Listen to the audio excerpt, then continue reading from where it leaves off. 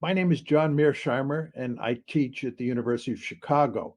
My area of expertise is international relations. I'd like to say a few words today about the Julian Assange case. A determination will soon be made by the British High Court on whether to extradite Assange to the United States, where he has been indicted by the American government and will be put on trial.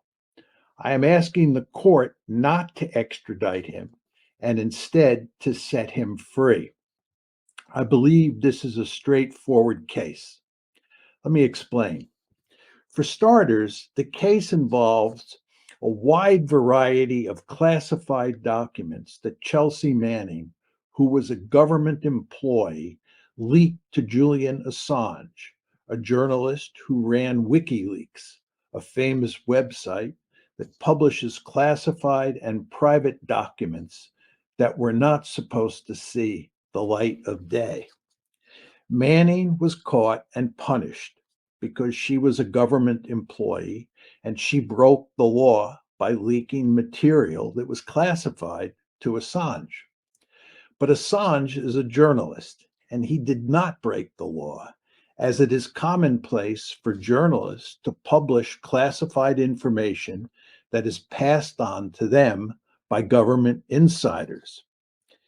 If journalists in the United States were sent to jail for publishing classified material, the jails would be filled with many of America's most famous reporters from newspapers like the New York Times, the Washington Post, and the Wall Street Journal. But of course, that hardly ever happens. Simply put, newspapers publish classified material and hardly anybody ever goes to jail. Why is this the case? What is the reason for this situation? Governments of every type, and this includes liberal democracies like the United States and Britain, sometimes go to great lengths to hide their actions or their policies from public view, which makes it almost impossible for the public to evaluate and criticize their behavior. Given that governments sometimes act foolishly, even recklessly, this is not a good situation.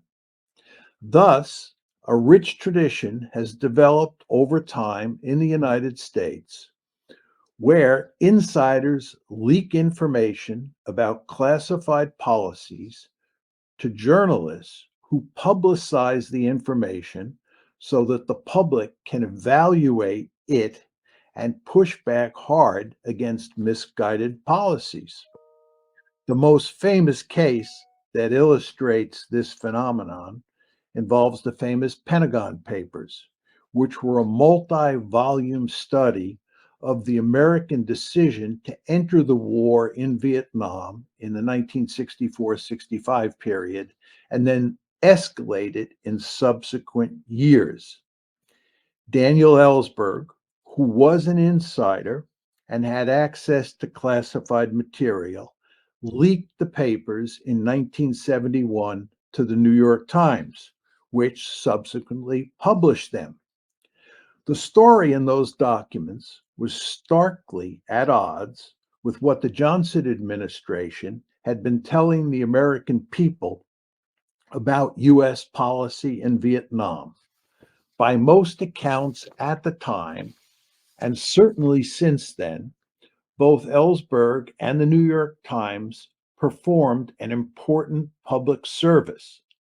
They exposed a bankrupt policy that underpinned a war that the U.S. could not win. Ellsberg did not go to jail, despite leaking classified information, although it did appear at the time that he might be sent to jail. Certainly, nobody at the New York Times went to jail because, again, journalists don't go to jail for publishing classified information in the United States. It is very important to remember that in the case of Julian Assange, he is not the equivalent of Ellsberg because he was not an insider who leaked the information. Chelsea Manning was the insider. Assange was the equivalent of the New York Times, and thus he should not be extradited so he can be put on trial in the United States.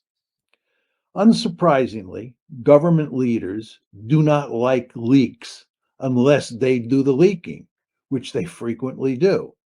Thus, they are powerfully inclined to punish those who do leak, and they even try on occasion to punish the journalists who publish the leaked material, as is the case with Assange.